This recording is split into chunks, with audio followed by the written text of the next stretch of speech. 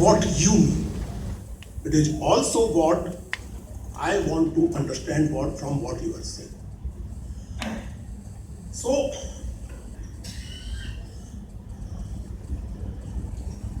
and this is because of the simple fact that word and their whole system, that is language, is a system of signification.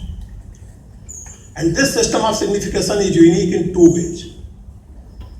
One, this system is absolutely arbitrary. There is no inherent meaning in any word. Meaning is given by convention.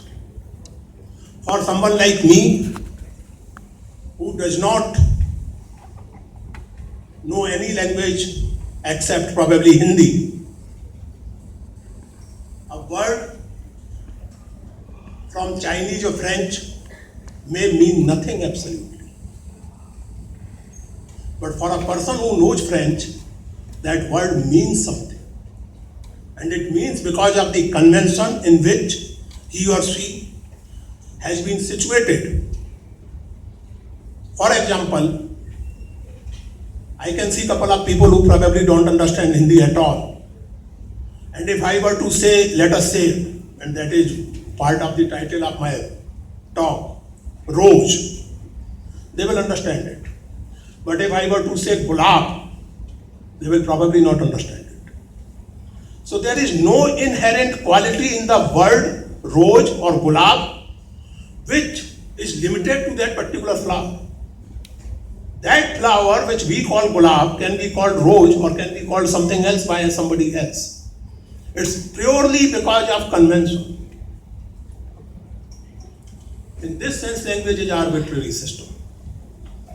There is no inherent connection between the word and meaning. It is purely based on convention, purely based on, to again use a Sanskrit category, abhi samay. This is just a tradition, a convention है कि हम एक दूसरे को कुछ मान लेते हैं, क्या लेते हैं. In medieval Europe, the term rector meant the head of a monastery, a Christian monastery. Today, the term rector means someone next to the vice chancellor in a university hierarchy.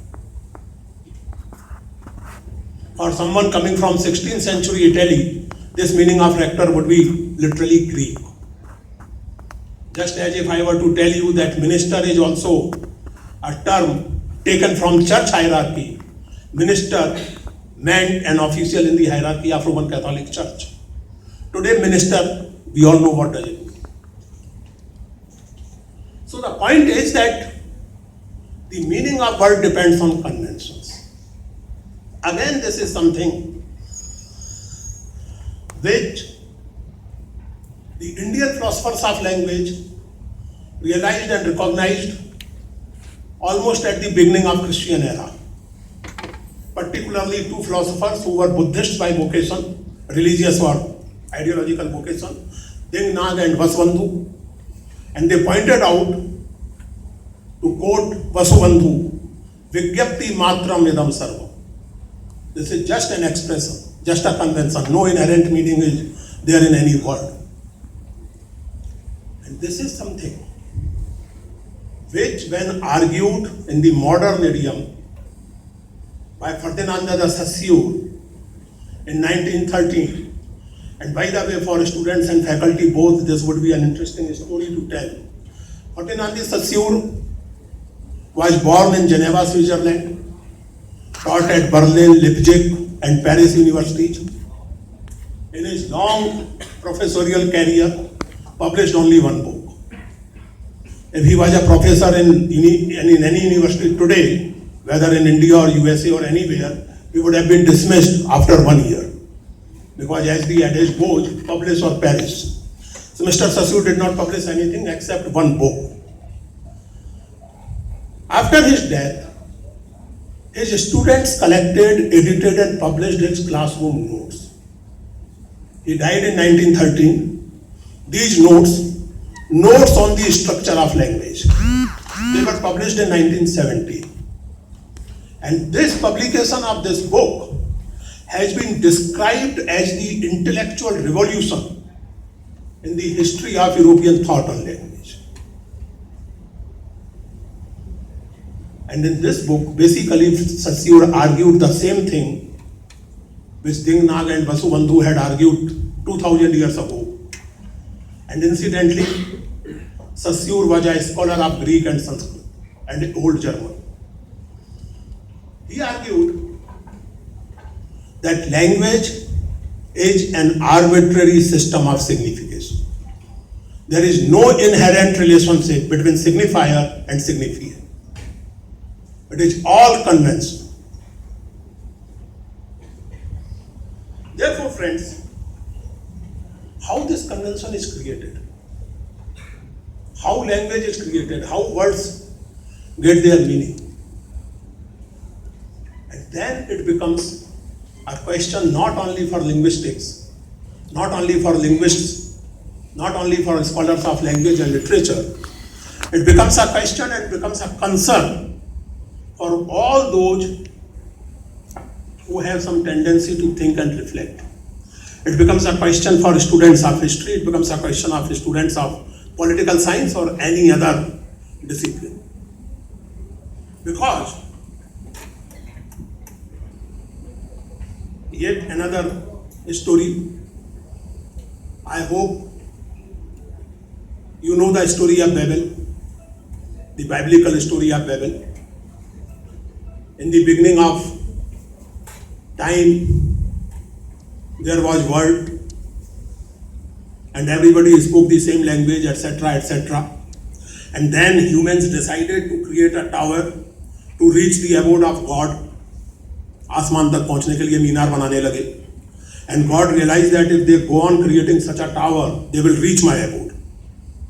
So one fine morning, human beings realized that they have lost their one language and they have started speaking many tongues. So the communication broke down and so broke down the Tower of Babel. It's a very fascinating metaphorical story. What does it mean? It means that language or any such faculty is created by God. And it was believed so for long, particularly in European tradition of thinking. But,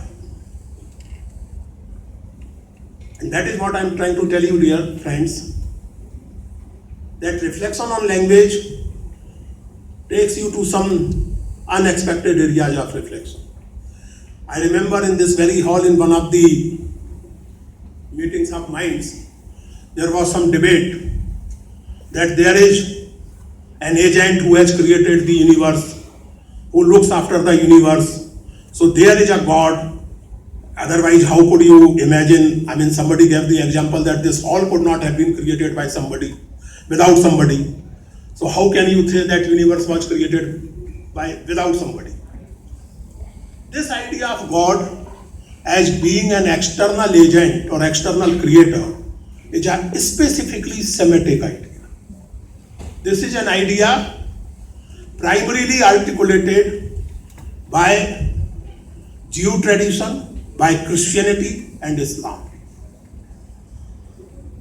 Parallel to this, there is another idea which can be described the idea of God or whatever in Eastern traditions, in which you can place Indian philosophy, Hindu, Buddhist, Jain, all its variants. You can place Chinese philosophy, Lao Tzu and Confucius, and certainly the Japanese philosophy and tradition of Shinto. In these traditions and philosophies, God is not a like human being. He does not create anything. In fact, he permeates the entire universe. The entire universe is God. कण कण में व्यापे हैं राम, ज्यों पोहपन में बास, मेरा स्वामी यों बसे ज्यों पोहपन में बास. जैसे just as you have fragrance in flowers,